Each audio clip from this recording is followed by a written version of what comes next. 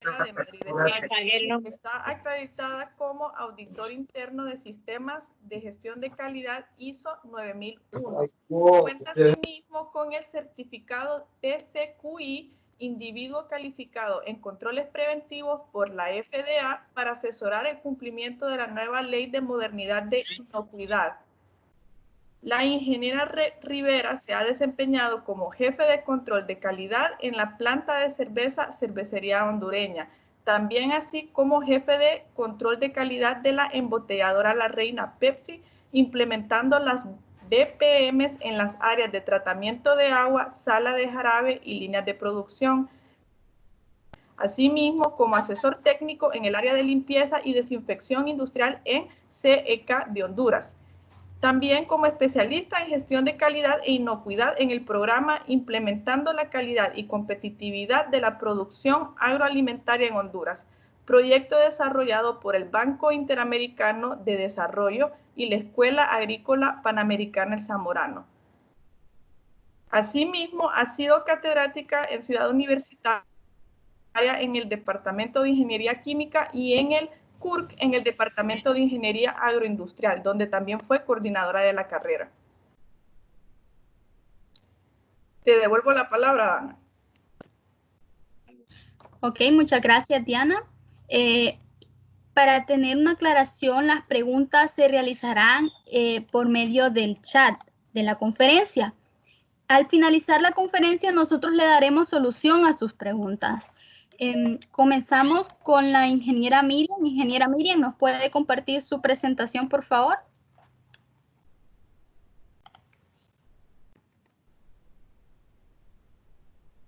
Ingeniera Miriam. Muy buenas tardes. Sí, ahorita las comparto.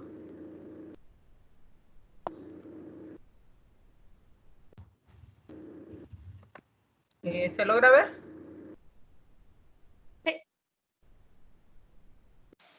Sí. Dana, ¿me confirma si la mira? Sí. Ok, muy buenas tardes. Muchísimas gracias por la invitación. Es un placer estar de nuevo aquí con ustedes con el proyecto de vinculación de la Facultad de Ingeniería. El día de hoy, pues, el tema que habíamos escogido con la ingeniera Guadalupe, o que le había dado el ingeniero Guadalupe, es cómo se ven afectados los planes de inocuidad en las plantas ahorita con la pandemia. Entonces, bueno, la primera pregunta que creo que me harían es, bueno, ¿y se transmite por alimentos el virus? Para tener que revisar esos planes de inocuidad. Según los especialistas, uno de ellos, la Autoridad Europea de Seguridad Alimentaria, que sus siglas son EFSA, ha confirmado que no tienen evidencia de que el COVID-19 se transmita a través de los alimentos. La OMS también ratifica de que no hay transmisión por alimentos, pero hay algo importante que dice la OMS, que se transmite por contacto estrecho a través de las gotículas expulsadas por las personas infectadas al toser o estornudar, o por contacto con fómites, que los fómites son superficies y objetos contaminados.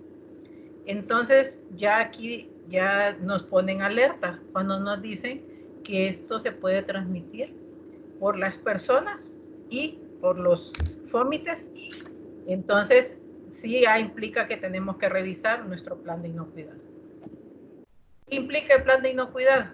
Bueno, aquí tenemos, así a grandes rasgos. Por favor, informen a la gente aquí en el parche de fútbol.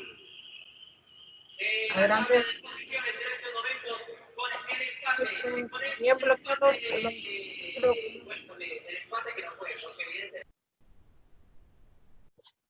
Gracias. Los planes el plan de inocuidad, en una forma general, estos son los aspectos más relevantes que nos pide que incluyamos. Entonces, el primero es el análisis de peligro. Luego nos pide establecer controles preventivos. De esos controles, pues hay que establecer monitoreos, establecer las acciones correctivas, unas actividades de verificación de las acciones correctivas y, lógicamente, hay que llevar un registro. En calidad sabemos que lo que no está escrito no está hecho y lo que no se registra pues no existe. Entonces, eso siempre hay que hacerlo. Pero para fines del tema que vamos a tratar hoy, vamos a hablar de los dos primeros puntos, que son los que más nos interesan. Para análisis de peligro me dice que tengo que identificar y evaluar peligros previsibles para cada tipo de alimento. Lógicamente esto va a cambiar dependiendo qué alimento o qué producto es el que yo estoy trabajando o elaborando. Y luego me dice que tengo que establecer controles preventivos, que eso implica identificar e implementar controles para minimizar o prevenir los peligros. Y me sugiere que puedo incluir controles de procesos, controles de alérgenos, controles de desinfección y un plan de retiro. Eso es lo que nos indica de estos dos primeros puntos y es en los que vamos a trabajar.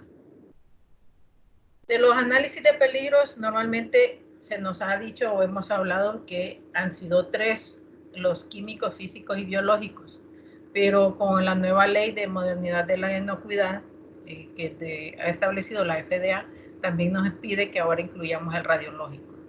Pero en este caso lo que nos vamos a hablar o nos vamos a enfocar más es en el problema biológico, que es el que estamos teniendo.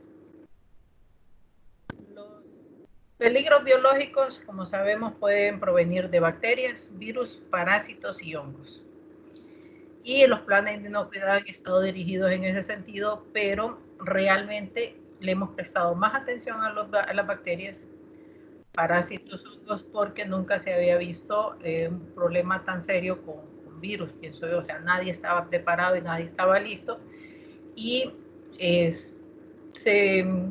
digamos que no se le había puesto mucha atención en ese sentido y nunca se pensó que llegara a un punto así como estamos ahorita, que es realmente una epidemia bien severa. Entonces, según lo que nos dice la OMS, se puede transmitir a través de las personas, a través de las superficies y recientemente, ya la semana pasada, admitieron de que se puede transmitir también por el aire. Entonces ya nos hace que nos enfoquemos un poco más en serio o más en algunas cosas que no eran tan exigentes al inicio, los planes de inocuidad. Entonces, si el principal transmisor es las personas, tenemos que enfocarnos en la higiene del personal. Pero personal no solamente es el colaborador, como le dicen, o la persona que está directamente elaborando. Ahora tenemos que tener en cuenta los visitantes y los proveedores, que conste, siempre se supone se ha llevado un control con ellos, pero no ha sido tan estricto como se está pidiendo ahora. Entonces, ¿qué vamos a incluir o qué incluye la higiene personal? El estado de salud, las enfermedades y lesiones que pueda tener el personal, higiene del personal y el comportamiento del personal. Estos aspectos de higiene y comportamiento pues los va a tratar más a fondo mi compañera la ingeniera Yancy. Yo les voy a hablar que cuáles han sido los requisitos como estado de salud que se han pedido normalmente en estos planes de inocuidad, los que están ahorita vigentes. Se le ha pedido al personal que cada 6 meses vaya y tramite su tarjeta de salud. ¿Cuál es la tarjeta de salud? Que va y se hace un examen de sangre para ver si no tiene una enfermedad contagiosa. Hay una evaluación médica general y un examen de heces por si tiene parásitos. Si tiene parásitos, pues le dan un tratamiento y le están dando seguimiento. Y diario lo que se le ha pedido al personal es que si tiene algún síntoma, algún malestar de alguna enfermedad estomacal, respiratoria, o algo que pueda ser transmitible, entonces que se reporte y se le ubica en un lado donde no tiene que manipular alimentos o se retira a su casa según sea la severidad del malestar. Eso ha sido hasta ahorita. Pero ya con la presencia del COVID y con esta pandemia, entonces, además de lo que hemos estado pidiendo, ahora es obligatorio la toma de temperatura corporal para ver en qué condiciones se encuentra la persona que va a ingresar y reportar algún sospechoso en el núcleo familiar. ¿Por qué? Porque si usted reporta que tiene algún sospechoso en su casa, pues entonces o lo retira, se va a retirar también a un aislamiento preventivo, se va a ir a hacer su examen o ver realmente qué cuál es la acción que se va a tomar. Entonces, ¿qué es lo nuevo a implementar con el manejo del personal? Registro de temperatura corporal, como lo mencionaba antes. ¿Y qué ocurre si la persona que yo le estoy tomando la temperatura presenta fiebre o síntomas? Entonces tengo que tener ya un protocolo listo, disponible, ya saber qué voy a hacer, no estar preguntando o adivinando en el momento. ¿Y hoy qué hago? Las personas encargadas o los supervisores o los jefes de área son los que ya tienen que saber qué van a hacer. Luego, tiene que haber un protocolo a seguir en caso de que alguien con fiebre después de su jornada se reporte. Por ejemplo, terminó la jornada y al día siguiente o por la noche le dice uno de sus empleados, mire, ya empecé a sentirme mal, ya presento un poco de fiebre o un poco de malestar y estuvo todo el día trabajando. Entonces, por prevención, hay que evaluar con qué personas tuvo contacto, mantenerlas también en observación, realizar una desinfección profunda en el área de trabajo si no se ha hecho, y un monitoreo del producto procesado en ese turno en caso de que haya bastante manipulación, como ser carnes, lácteos, panadería, productos que necesita bastante contacto con el personal. Entonces, eso ya es lo que nos toca implementar y tener ya como listo en las plantas de proceso. Luego me dice que también otro que puede transmitir el virus son las superficies. Entonces, hasta el momento, estos son más o menos las horas de que se mantiene el virus en algunas superficies. Recuerden que como esto es nuevo, prácticamente llevamos 6 meses, hay cosas que están cambiando de un día para otro. Inicialmente, como les mencionaba, decían que no se transmitía por aire, y a la semana pasada ya hay estudios que sí lo han determinado, entonces esto va cambiando.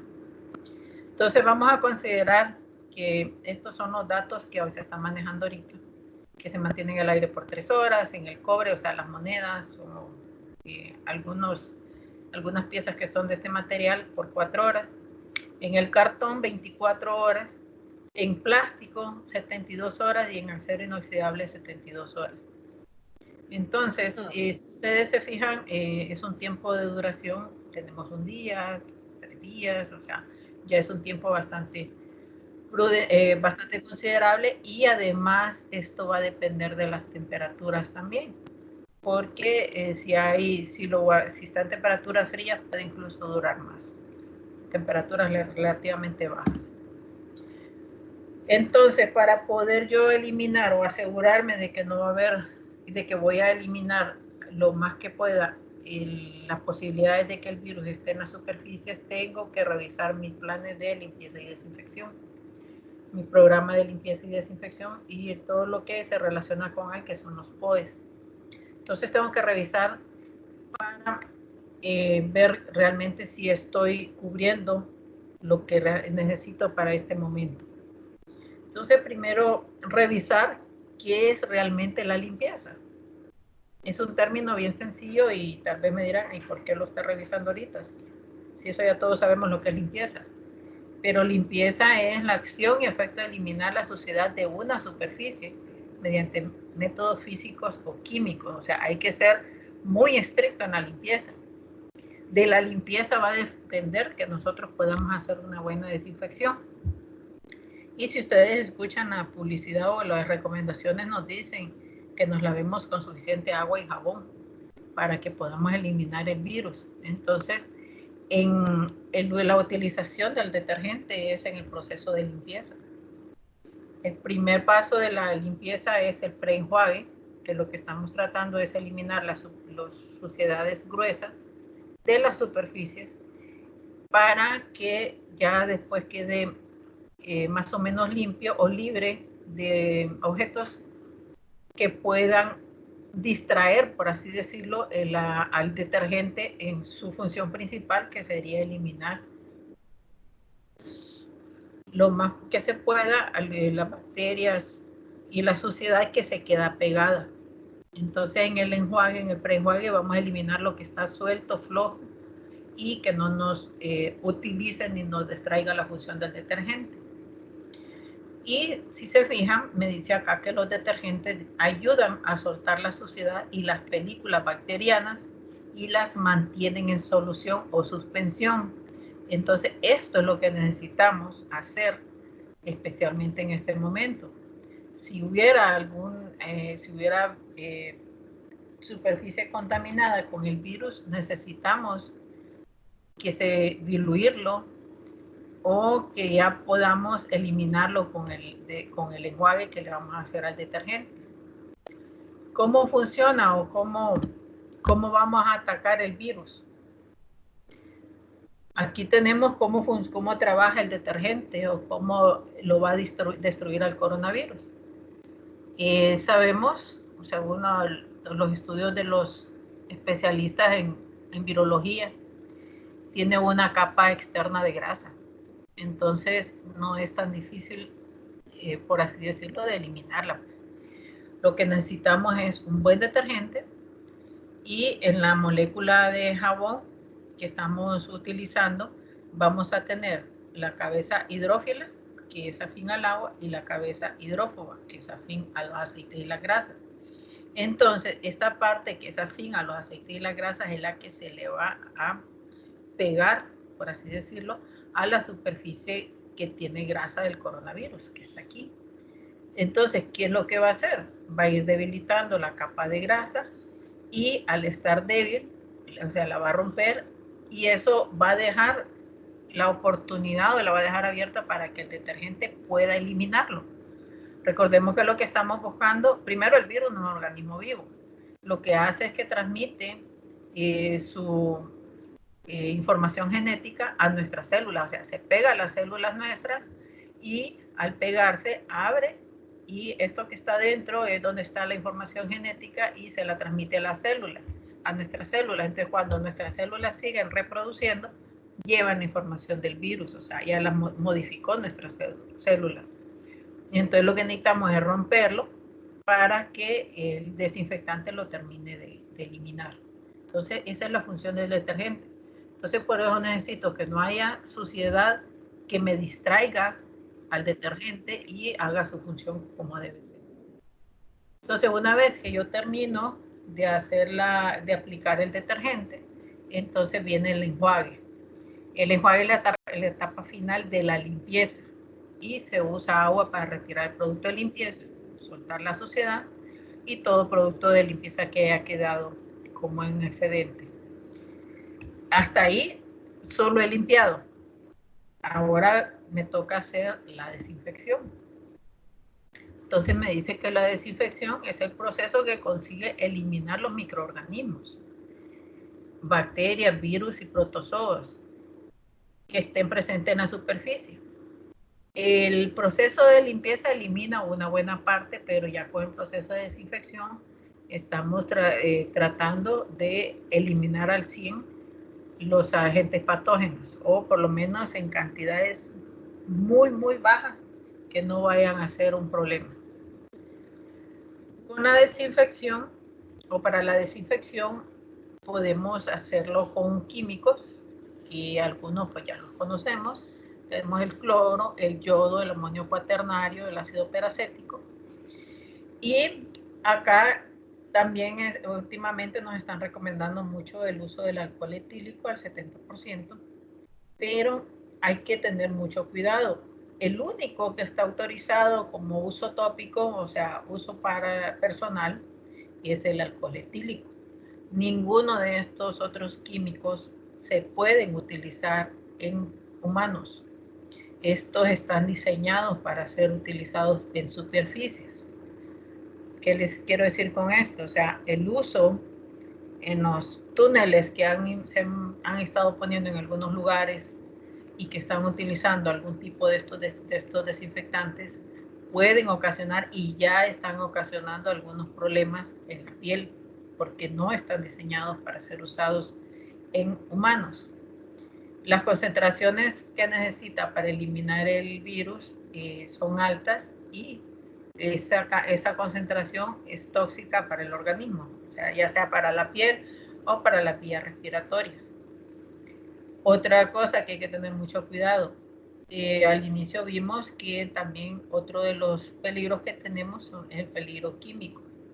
Entonces, no vayamos a cometer el error o a caer en el error de utilizar más concentración, más químicos por querer desinfectar más, que esa ha sido la percepción que tiene mucha gente, que le voy a echar más cloro para desinfectar más. No, lo que está haciendo es botándolo, desperdiciando y contaminando el ambiente, las personas y provocando problemas de salud.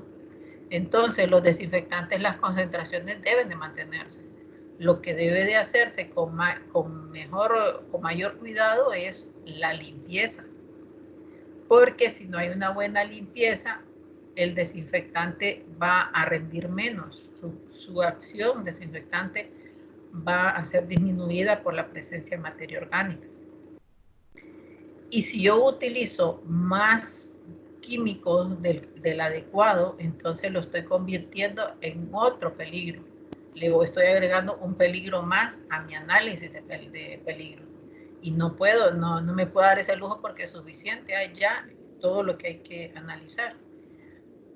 Entonces, tenemos que tratar de no convertir el químico en un riesgo, utilizar el desinfectante apropiado.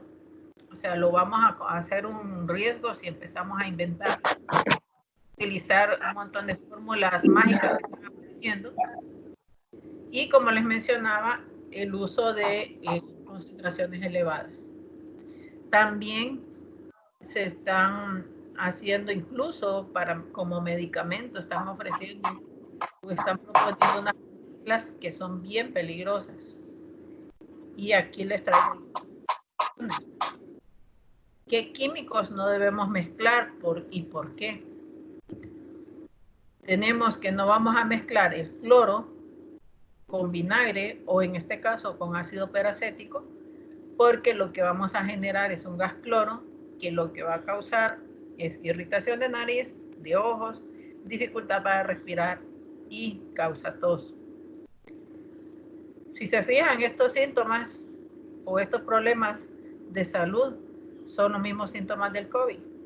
Entonces va a llegar a un hospital, una clínica con esta sintomatología y tal vez no es COVID, sino que es intoxicación por estar inventando. ¿Vale? Si mezcla cloro con amoníaco, esto lo que va a ocurrir por el uso del amonio cuaternario, que es el que está recomendando, o sea, no se mezcla. Si lo llega a mezclar va a tener cloraminas. La cloramina también es un gas tóxico y por ende produce también estos problemas de salud, irritación de la piel, de los ojos, dificultad para respirar, dolor de pecho, vómito y en caso ya extremo le puede ocasionar líquido en pulmones. Entonces nos estamos debilitando para que más bien es darle entrada al virus si estamos haciendo estas mezclas. Y para uso personal o para desinfección de las manos del personal o de las personas que ingresen, solo hay que usar el alcohol etílico. Tampoco cometan el error de usar alcohol etílico al 100%. Necesitamos la parte hidrofílica de la solución para poder atacar el virus. Entonces tiene que ser entre 70 a 80% el alcohol etílico y jamás mezclarlo con cloro, porque lo que vamos a producir es el cloroformo, que también es altamente tóxico y nocivo para la salud. También en el caso de los limpiadores de baño, si lo mezclamos con cloro, igual nos va a producir una cloramina. Entonces, hay que hacer el proceso de limpieza primero y luego el proceso de desinfección, pero no mezclar unos con otros. Tomé este pedacito de un documento de la OMS que al final de presentación está por si lo quieren leer. Por dos cosas. Uno, que aquí este es para unas recomendaciones para las limpiezas donde se está manejando personal enfermo. Y dice que la concentración de 0.1% o 1000 partes por millón es moderada e inactivará la gran mayoría de otros agentes patógenos que pueden haber en un centro de este tipo. Sin embargo, cuando en la superficie hay grandes derrames de sangre o líquidos corporales, se recomienda una concentración de 0.5%, o sea, 5.000 partes por millón. Pero aquí ya estamos hablando, lógicamente, de fluidos corporales, y lo que resaltan es que es suficiente trabajar con cloro, pero usándolo bien. Y aquí también refuerza lo que les mencionaba ahorita, de que la materia orgánica inactiva rápidamente el hipoclorito. Y no solo el hipoclorito, sino que la mayoría de los desinfectantes. Entonces, por eso dice que es importante limpiar primero a fondo las superficies con agua y jabón o detergente para que no le quitemos eficacia a los desinfectantes.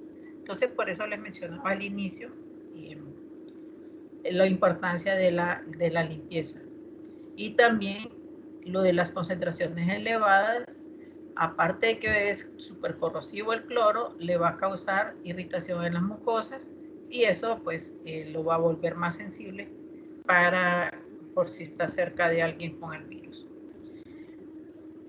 También hay un desinfectante alternativo que es el ozono. El ozono es un gas ligeramente azul, muy volátil, elimina patógenos más eficaz que el cloro, no imparte al agua color, olor ni sabor, pero lógicamente su función principal es oxidante, con su característica principal. Entonces también hay que tener mucho cuidado. En algunos arcos sanitarios estaban utilizando también ozono, pero es lo mismo. Para poder inactivar el virus, la concentración de ozono tiene que ser, la concentración de ozono es alta como para que entre en contacto con las personas. Entonces, es igual la concentración de ozono que necesitaríamos para inactivar el virus, podría dañar también nuestra piel y nuestras mucosas especialmente. Entonces, ¿por qué lo menciono acá? Porque ya ahorita que mencionaron de que se puede transmitir por el aire, entonces he estado viendo de que están ofreciendo las lámparas ultravioleta, los generadores de ozono, para en algunos lugares cerrados que se puede hacer cuando ya no hay personal, poder hacer la desinfección del área. Y también por el uso de los aires acondicionados y eso, entonces poner a circular el aire cuando se ha aplicado o se ha generado ozono, pero hay que tener cuidado por la característica oxidante que tiene. Con los aires acondicionados también, la otra propuesta es la luz ultravioleta, que también es un desinfectante alterno para utilizando las radiaciones UV, solo que también hay que tener mucho cuidado por la incidencia que puede tener también en la piel o en los ojos en caso de que se llegara a proyectar hacia una persona. Entonces, igual tendría que hacerse, o como se hace en algunas áreas en las plantas cuando se van a esterilizar, que se cierra el área y se prende la lámpara ultravioleta y después ya el área está desinfectada. Entonces, habría que hacer estos procedimientos ya una vez que no haya personal y con todas las medidas de precaución, con todo el equipo de protección personal para evitar problemas mayores. Entonces, lo nuevo a implementar en los planes de inocuidad es que los procedimientos operativos, los POEs, de las áreas comunes se deben de cambiar. Se debe de considerar como áreas de proceso. ¿A qué me refiero cuando dice que las áreas comunes debe de cambiar los POEs?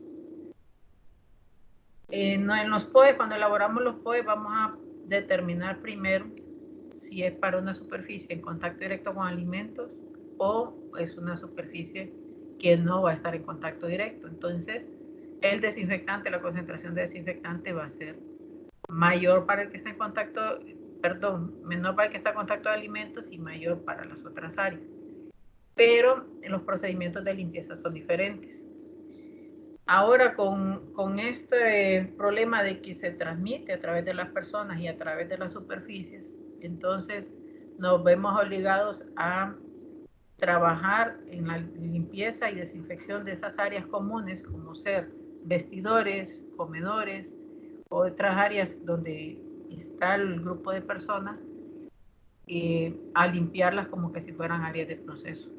¿Por qué? Porque tenemos que asegurarnos de que no va a haber transmisión en esas áreas y después no las van a llevar al área de proceso.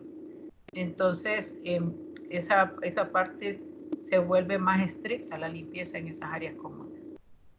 También reforzar las áreas de desinfección del personal, que realmente en muchas empresas pues solo pues, se limitaban a poner un jabón cualquiera o por las cuestiones de costos, de que ahí la gente no estaba considerando esto como que muy necesario y ahora realmente es obligatorio, pues ahora sí tienen que hacerlo y tener su área de desinfección del personal, su lavamanos, que tiene que ser activado por pedal o por pie, y el jabón tiene que ser antibacterial.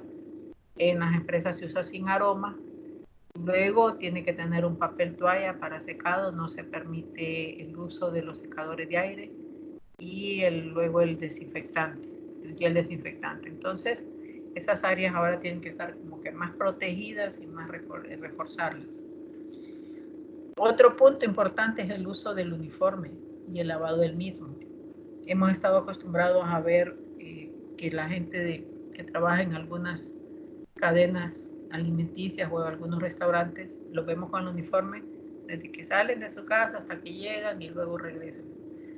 Con esta pandemia, pues hasta se nos instruye de que al llegar a nuestras casas, si hemos andado en lugares públicos, tenemos que quitarnos la ropa y bañarnos para evitar cualquier contaminación y la ropa dejarla aparte. Entonces, el uso del uniforme ahora tiene que ser mucho más estricto. Su uniforme es para usarlo dentro de la planta, no para ir y venir. El vestidor tiene que estar adecuado de manera que cuando llegue el personal tiene que quitarse su ropa de calle.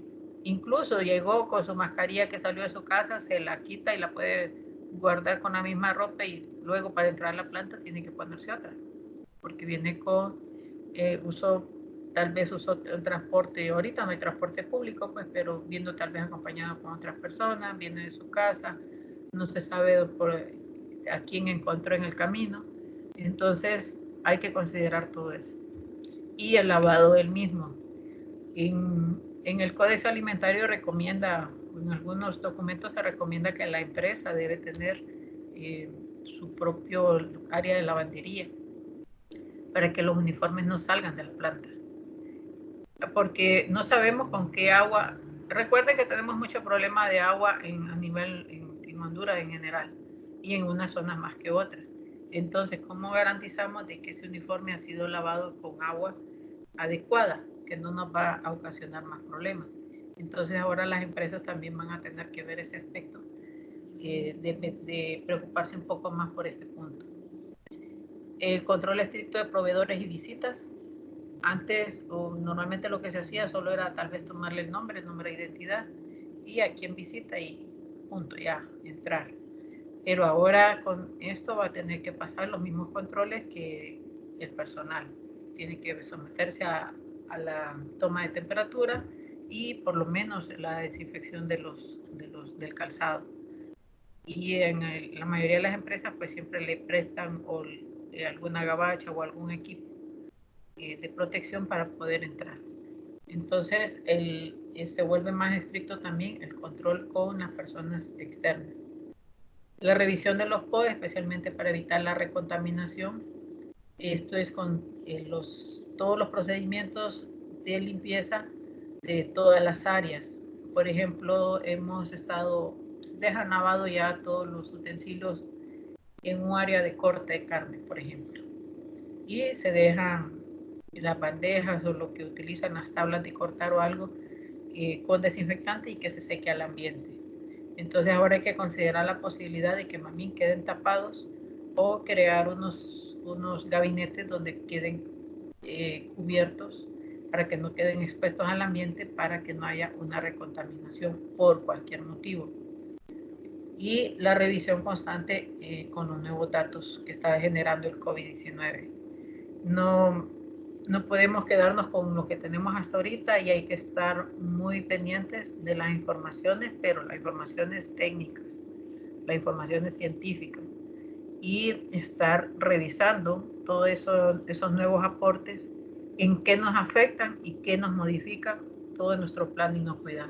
O sea, mientras no se termine de definir bien cuáles son las características, cómo se elimina, cómo funciona, cómo evoluciona el COVID, entonces no vamos a terminar de definir un plan, sino que van a estar en constante revisión, unos más que otros, porque va a depender el rubro.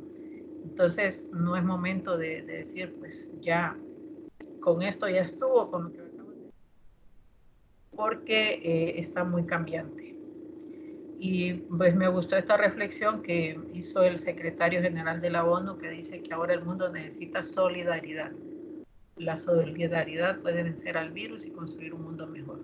Entonces me gustó mucho para la reflexión, porque realmente si no nos unimos para vencer este virus, va a estar difícil de que logremos salir rápido de él. Y aquí en la presentación les dejo las referencias de donde están algunos datos por si quieren revisarlos.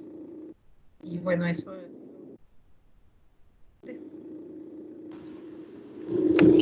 Muchísimas gracias, ingeniera, por su tan valiosa participación. Ahora vamos a darle la participación a mi compañera Diana para que pueda proceder a leer el CV de la siguiente conferencista. Muy buenas tardes a todos nuevamente. Ahora cuento con el placer de introducirles a nuestra siguiente conferencista, la ingeniera Yancy Villalta. La ingeniera Villalta egresó como ingeniera agroindustrial de la Universidad Nacional Autónoma de Honduras y cuenta con una maestría en educación superior. Actualmente trabaja como asistente técnico de laboratorio, encargada del laboratorio de análisis y procesamiento de alimentos, impartiendo laboratorios de procesamiento de lácteos, introducción a la agroindustria y procesos agroindustriales. Asimismo, la ingeniera se ha desempeñado como catedrática del Departamento de Agroindustria, Departamento Econo-Administrativo y Departamento de Biología en el Centro Universitario Regional del Centro, CURC, y ha elaborado manuales de procedimientos para prácticas de laboratorios de introducción a la agroindustria y procesamiento de lácteos. Ha sido reconocida con un pergamino por su contribución de esta institución educativa durante 22 años de ardua labor en beneficio de la formación profesional de la juventud de la zona central. Y entre algunos de los cursos y diplomados que ella ha obtenido se encuentra el curso Implementación de Sistemas de Gestión en Inocuidad Alimentaria del BPA y BPM para Estados Unidos, Global Gap y TESCO, y el diplomado en Desarrollo Económico Local de PYME Rural, Swiss Contact y Fundación de MUCA. Ok, muchas gracias. Ahora, ingeniera Villalta, ¿puede compartirnos su presentación? Sí, con mucho gusto. Buenas tardes. Buenas tardes.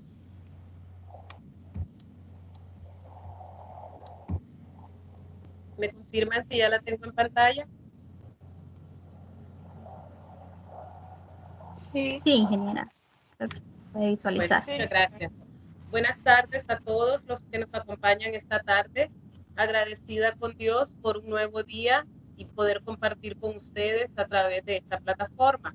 Quiero felicitar a Miriam por su valiosa exposición. Cabe mencionar que ella fue mi jefa en la carrera de Ingeniería Agroindustrial en el CURC y desde sus clases nos ha apoyado mucho en los laboratorios de procesamiento, lo que hoy conocemos como PIAS, Planta Piloto de Innovación Alimentaria. Por esa razón, el tema que les compartiré trata sobre la BPM en una sala de procesamiento de laboratorio.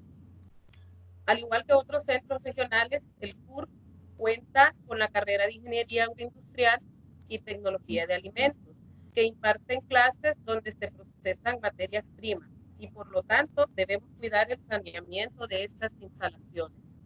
Para eso debemos saber qué son las BPM.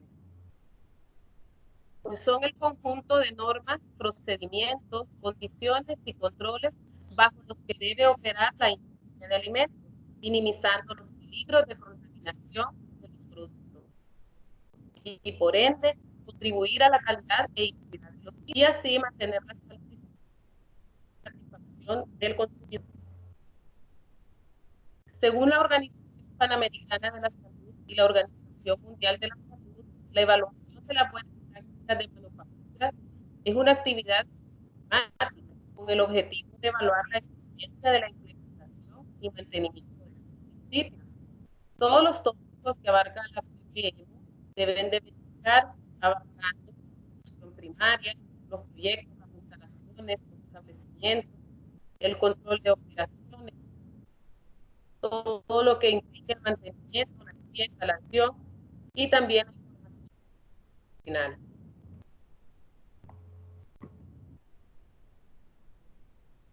La importancia de la PPM en la industria alimentaria pues radica sobre todo en la calidad, seguridad y confiabilidad de los productos que se están elaborando. También para obtener una mayor actividad, rendimiento y competitividad de la empresa dentro del mercado. Uniformidad de los procedimientos empleados durante las distintas etapas del proceso productivo. Cabe mencionar que se debe estandarizar cada uno de los procesos regulatorios. Asimismo, la capacitación periódica del personal para garantizar la correcta elaboración de los productos. En el caso de los laboratorios, no solo los investigadores y los estudiantes deben de tener estas capacitaciones, sino también todo el personal que nos colabora, como el personal de aseo.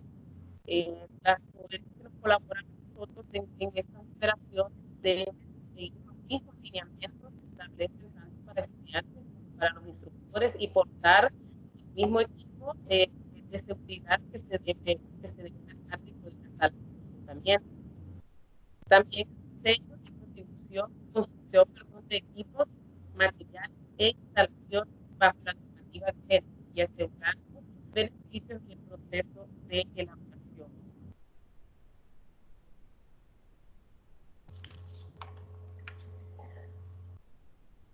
Para llevar adelante la implementación de las buenas prácticas agrícolas, las buenas prácticas de manufactura se deben tener en cuenta varios procedimientos, así como manejar instructivos para cada una de las operaciones que se realizan, llevar el adecuado de cada uno de esos instructivos.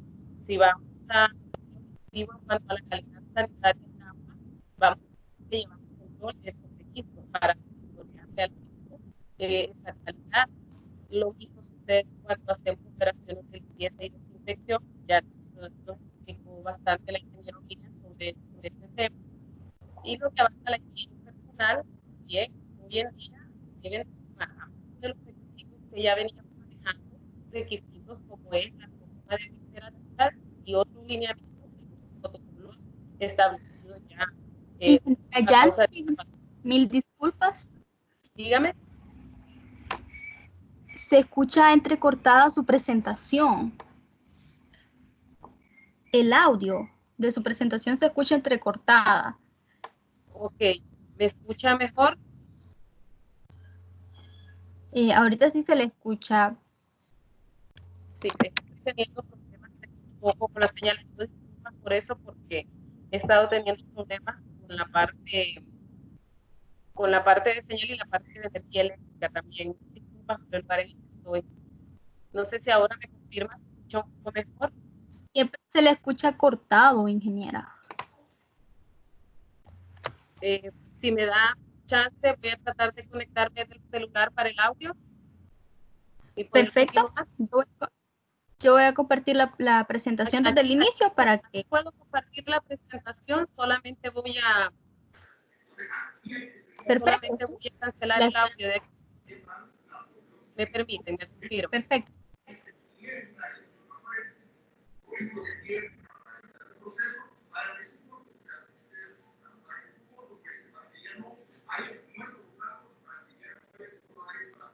A los asistentes les recomendamos mantener su micrófono y cámara apagada para poder tener un mejor disfrute de nuestra conferencia. Pueden ir escribiendo sus preguntas por medio del chat Como podrán observar, ya hay varias preguntas planteadas. Si usted tiene alguna duda, usted puede preguntarnos por medio del chat. Al finalizar la conferencia, nuestras ingenieras darán respuesta a sus preguntas. Muchas gracias por su participación y vamos a esperar un momento a la ingeniera. Sí, permítame, me estoy conectando.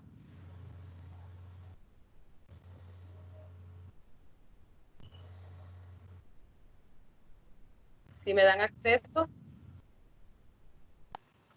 Ya la admití, ingeniera. ¿Me escuchan? ¿Me escucha ahora? Hoy sí se le escucha bien. En caso que se escuche cortado, yo lastimosamente la voy a tener que interrumpir para volverle a decir que se escucha cortado, pero por los momentos se escucha bien, ingeniera. Ok, está bien, entonces continuamos. Les mencionaba que para llevar adelante la implementación de las buenas prácticas agrícolas y buenas prácticas de manufactura, deben tenerse en cuenta los siguientes procedimientos, tanto para instructivos como para los registros que se llevan de ellos.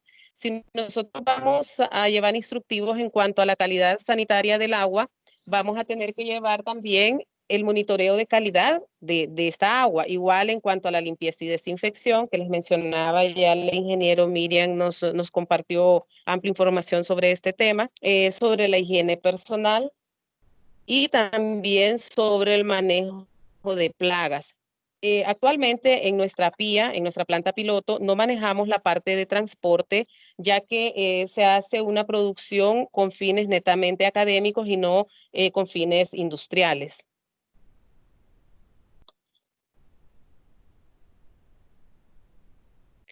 A raíz de la pandemia, debemos ser más estrictos con el equipo de protección personal y en cuanto también a las normas de higiene. En el laboratorio siempre se ha pedido el uso de gabacha, de redecías, de botas, el uso de mascarillas, el cual se hacía obligatorio en casos cuando se estaba trabajando con materias primas crudas y que el estudiante mostrara síntomas de estar enfermo. Pero ahora ya con este tema de la pandemia, debe de ser estrictamente obligatorio el uso de todos estos implementos. Para el caso, los guantes, las mascarillas, los lentes, las caretas, las batas, deben de ser compatibles también con los productos que se utilizan para la desinfección. Cabe mencionar que anteriormente en las prácticas de laboratorio, los estudiantes ingresaban a la sala de procesamiento y hacían las operaciones de limpieza. Ya después de esta situación vamos a tener que implementar nuevos planes para poder aplicar esas normas de higiene y el estudiante va a tener que renovar su gabacha, por decirlo así. O sea, entrar con una gabacha, hacer la limpieza y luego hacer uso de otra gabacha, otros guantes y tener que estarse desinfectando porque no podemos correr el riesgo de tener una contaminación. Al igual, al quitarse estos implementos de limpieza, tanto como es la gabacha, los guantes, debe de hacerlo en un lugar donde no vaya a esparcir nuevamente suciedad y no se vaya a volver a contaminar el área que ya está limpia. Igual asegurarse bien de quitarse los guantes para no tener una contaminación y lavarse inmediatamente las manos. Para recordar el lavado de manos, que es la primera acción que se debe de hacer ya una vez dentro de la sala de procesamiento, les recuerdo que debemos de trabajar siempre mojándonos las manos, lavándonos bien con un jabón. En el laboratorio pedimos principalmente que sean jabones neutros para poder lavarse las manos para evitar que quede cualquier aroma, o residuos en las manos y que esto pueda contaminar las materias primas. Debemos de lavarnos bien las uñas, cepillarnos. Siempre se maneja que las uñas deben de ser completamente cortas, sin esmalte, para poder procesar. Es importante seguir estas acciones preventivas, tanto dentro del laboratorio, así como en el hogar, para evitar cualquier contaminación. Recordemos no tocarnos los ojos y la boca, la nariz, si no tenemos las manos completamente limpias. En los laboratorios nosotros manejamos distintos rótulos. Uno de ellos es este que les muestro, donde les menciono cuándo deben de lavarse las manos. Siempre que ellos van a iniciar un trabajo, siempre que cambian de actividad, si van a tocar utensilios. A veces en el laboratorio les decimos a los estudiantes, chicos, si ustedes no lavaron un utensilio, una superficie, un mesón, un equipo, debemos de lavarlos. No debemos de pensar, como hubo una práctica anteriormente, ya quedó limpio. No, debemos siempre lavar, y hoy más que nunca debemos hacer, pues esa tarea nos va a tocar a los instructores, hacer ese hincapié en que debe de estar completamente seguro de que el espacio, la superficie, el equipo que se va a utilizar está completamente limpio y desinfectado. No deben de tocarse los ojos, no deben de tocarse el cabello, no deben de tocarse el cuerpo, la ropa u otros gaveteros y después ir a tocar materia prima. Siempre deben de lavarse sus manos. También hacemos hincapié con el cabello. El tema del cabello es algo muy importante en el laboratorio, ya y más que todo porque el cabello está continuamente mudándose. Además, recoge con facilidad polvo, humo, suciedad, y por esta razón debe evitarse que entre en contacto con... Y el manipulador no debe de tocar su cabello mientras está manipulando materias primas. A nosotros a veces se nos hace difícil en la sala de procesamiento porque las chicas usan su cabello largo y a veces se ponen la redecilla, pero tienen la costumbre de querer sacar cabello para no perder el glamour, les decimos nosotras. Pero realmente deben de andar su cabello completamente atado y con una redecilla o un gorro que realmente cubra todo ese cabello. Los varones deben de afeitarse. A veces ellos pues no quieren esta operación, pero realmente deben de usar un cubrebocas o de usar una cofia que cubra todo el área de la barba. Y pues indiscutiblemente lo mejor y lo ideal es quitarse barba y bigote en el caso de los varones. Otra de las prácticas de higiene, tanto del personal en una sala de procesamiento de alimentos como en el caso de los estudiantes en nuestros laboratorios, es que se prohíbe fumar, escupir dentro del área, masticar chicles, dulces, comer, beber refrescos, estornudar o toser en el puesto de trabajo, porque esto, pues ya sabemos, nos puede causar contaminación. También evitar el contacto directo de heridas con los productos. Si hay algún producto o materia prima que cae al suelo, debe de ser desechado. Todo producto que esté en contacto con sangre debe de ser también desechado. En el laboratorio no tenemos el problema de la entrada de animales domésticos, pero hay otros lugares que sabemos en los cuales se procesan alimentos, que a veces es microempresas o microempresarios que procesan dentro de sus casas. Entonces eso también, ese tema es importante que ellos aíslen la entrada de animales o de mascotas al área donde están procesando. En el caso de la sangre que entra en contacto con alimentos, a mí me pasó la experiencia de un joven que él mordía sus uñas y eso le causaba tener muchos uñeros. Finalmente siempre andaba con sus manos sangrando. Yo lo noté y le dije que tenía que usar guantes siempre durante toda la práctica y no lo dejaba tener contacto con materias primas crudas porque realmente es un caso complicado. Hay otros jóvenes que padecen de alergia. Ya el ingeniero Miriam nos explicaba a veces el uso de algunos químicos para desinfectar son dañinos para la piel.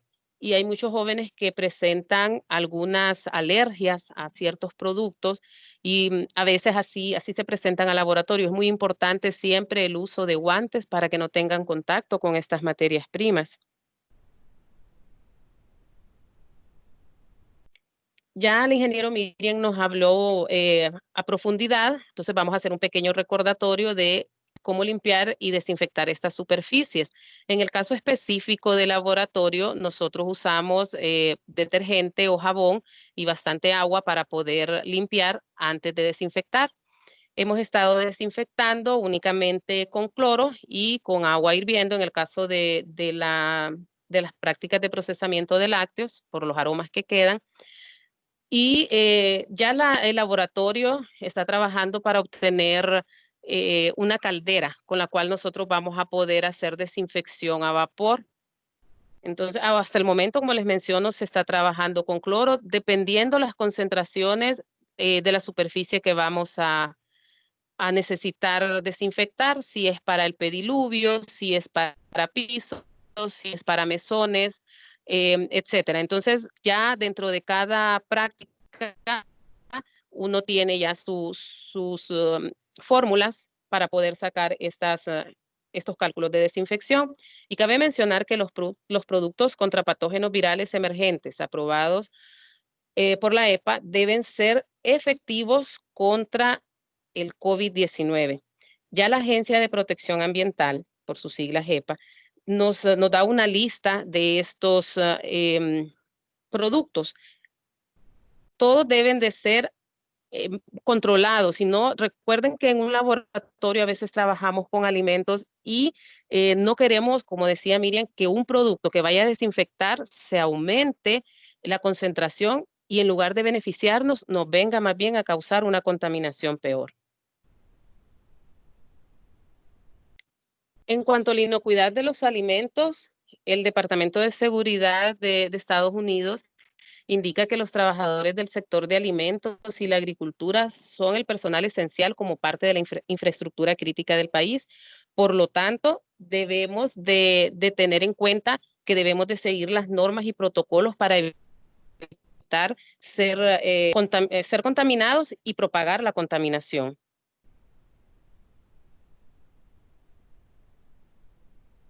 Sabemos que poco a poco nosotros como universidad nos vamos a ir reincorporando a las clases. Por lo tanto, debemos seguir las medidas preventivas para evitar la propagación y el contagio de este virus.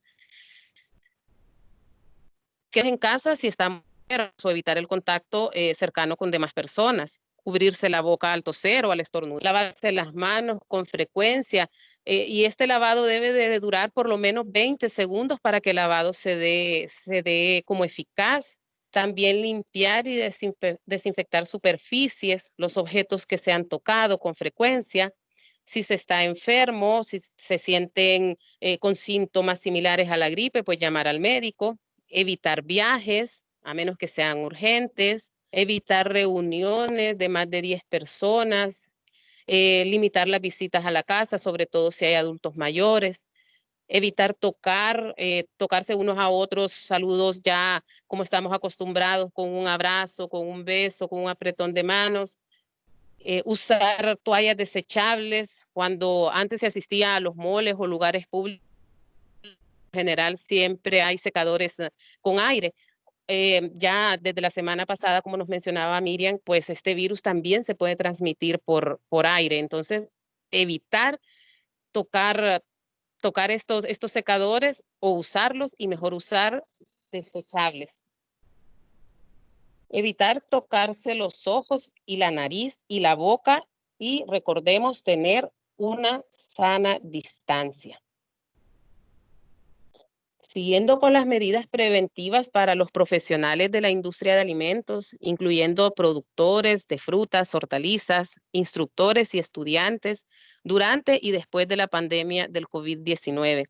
Pues ahora, aparte de lo que ya veníamos implementando para la entrada a un laboratorio, todas las BPM, también se van a evaluar las condiciones de salud de los empleados o de los estudiantes.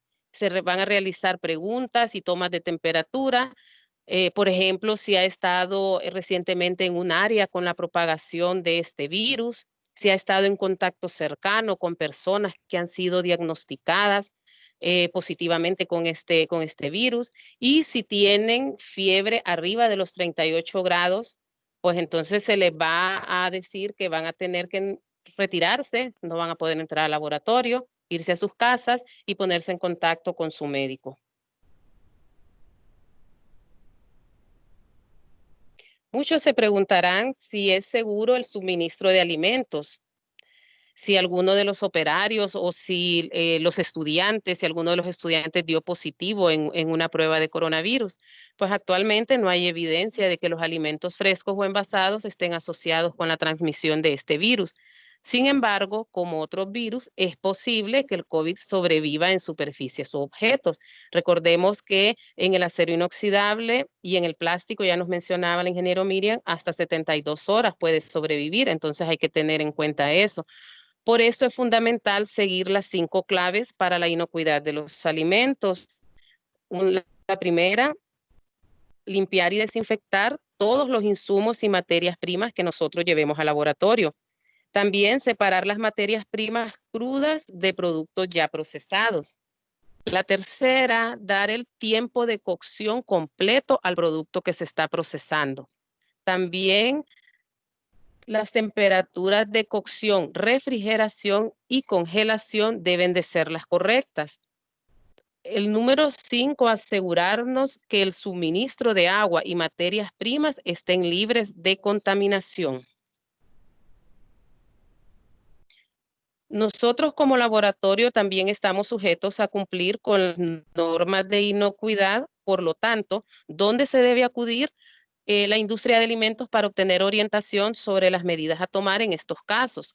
Pues bueno, al igual que todos los establecimientos de trabajo, debemos seguir los protocolos establecidos por los departamentos de salud locales y nacionales, que pueden variar según la cantidad de propagación comunitaria que haya de este COVID-19 en un área en particular. Otra pregunta importante es si un operario o un estudiante en mi instalación da positivo de COVID-19. ¿Qué pasos debo seguir para garantizar que los alimentos o los productos sean seguros? Como mencionamos, actualmente no hay evidencia que respalde la transmisión de COVID-19 por alimentos, a diferencia de los virus gastrointestinales como los norovirus y la hepatitis A. Si se confirma que un empleado o un estudiante o un instructor da positivo del virus, pues se debe de informar al resto de compañeros de trabajo o al resto de compañeros de la clase de su posible exposición al COVID-19, pero sobre todo debemos mantener la confidencialidad de las demás personas y así seguir todas las disposiciones emitidas del Departamento de Salud. También tomar las medidas apropiadas para proteger a otros trabajadores o a otros estudiantes y personas que pudieron haber estado en contacto con este empleado enfermo o con el estudiante que dio positivo. Debemos redoblar los esfuerzos de limpieza y saneamiento de las instalaciones para poder controlar cualquier riesgo de contagio. Recordemos que las instalaciones donde se procesan alimentos están obligadas a utilizar productos desinfectantes registrados por la EPA en sus prácticas de limpieza y desinfección. Nos preguntamos qué pasos debo seguir para limpiar estas instalaciones y equipos y evitar la propagación. Ya ese tema nos lo abordó la ingeniero Miriam, solo vamos a recordar que los fabricantes de alimentos regulados por la FDA están obligados a seguir las buenas prácticas de manufacturas actuales y muchos tienen planes de inocuidad de alimentos que incluyen ya este análisis de peligros y controles preventivos basados en riesgos, donde se incluyen los requisitos para mantener las instalaciones y las superficies de contacto con el alimento limpias y desinfectadas. Para esto debemos usar los POEs. Cabe señalar que las PIAs, por lo menos en el CURC, contamos con POEs actualizados cada periodo, gracias a la labor que hacen los estudiantes con la ingeniero Miriam en las clases de tecnología de alimentos y biotecnología. Entonces, ellos nos están siempre apoyando desde ese sentido. Finalmente, tengo que pedir a otros operarios que hayan estado expuestos a un trabajador que dio positivo por COVID-19 que se sometan a la cuarentena de 14 días. Pues los empleadores deben de seguir las disposiciones establecidas por las autoridades locales y nacionales. Y es lo mismo que haría en este caso la universidad cuando volvamos a nuestro trabajo presencial.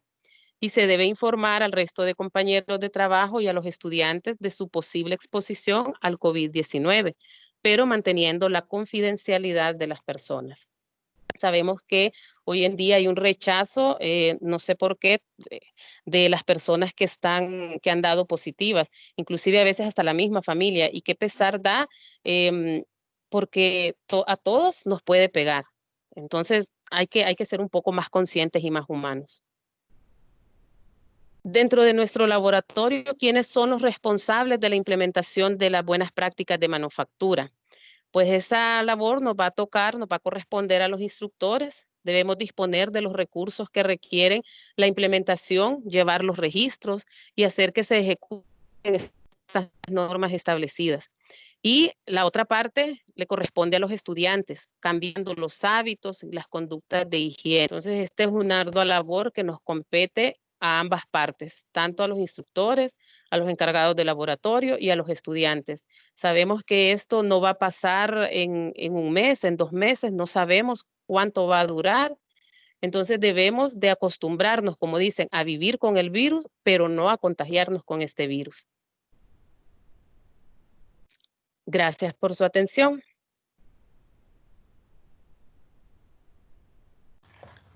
Muchísimas gracias, ingeniera, por su tan valiosa aportación.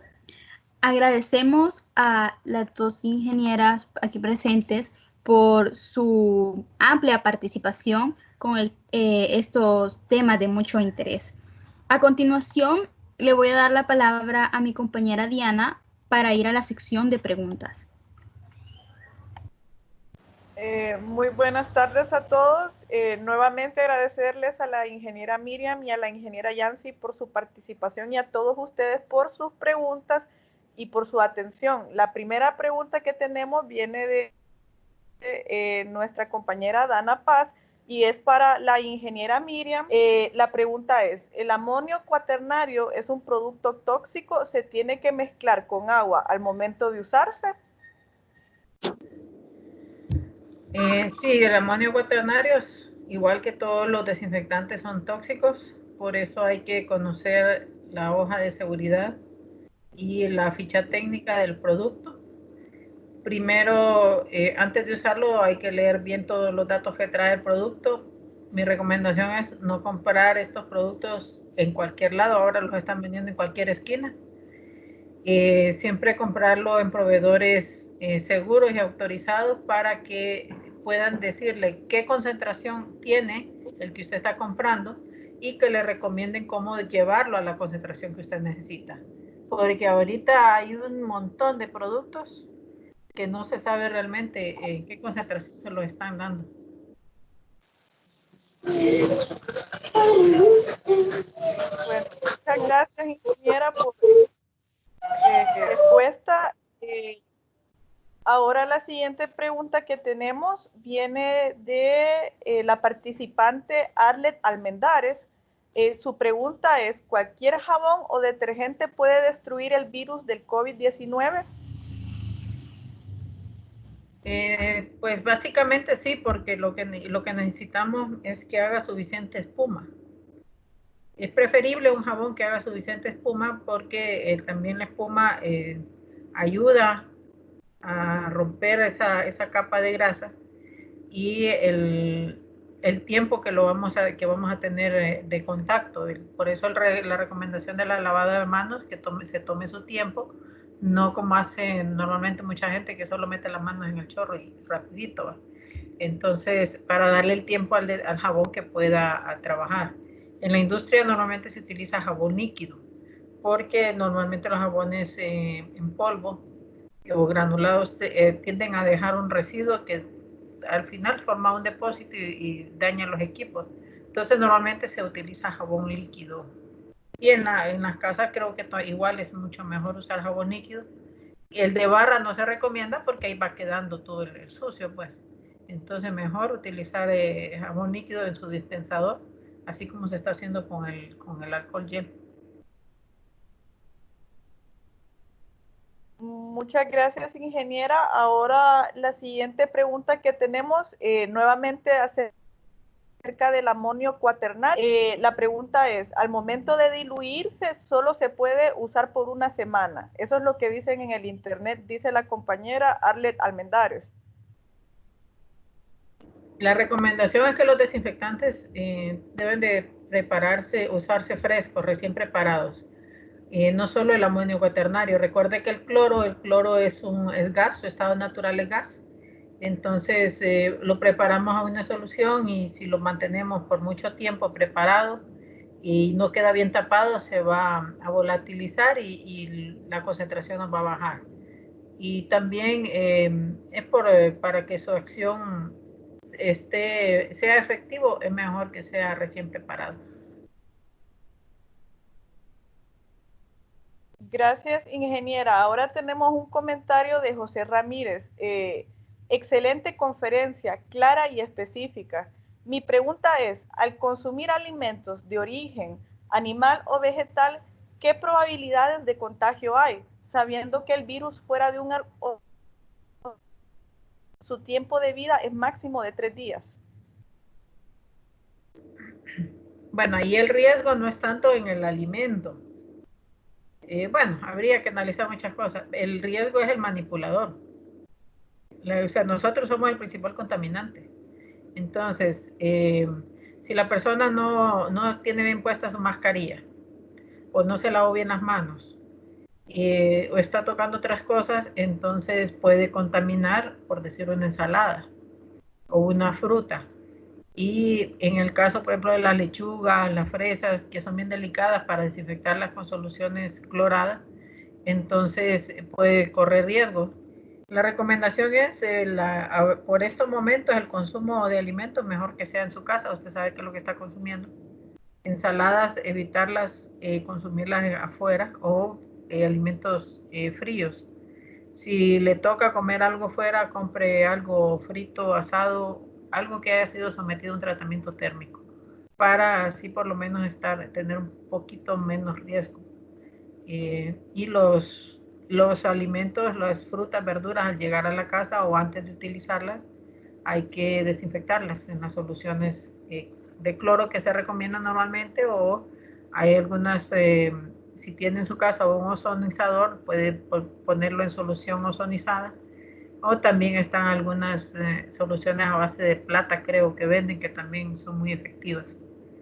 Pero sí es preferible en estos momentos consumirlo en su casa.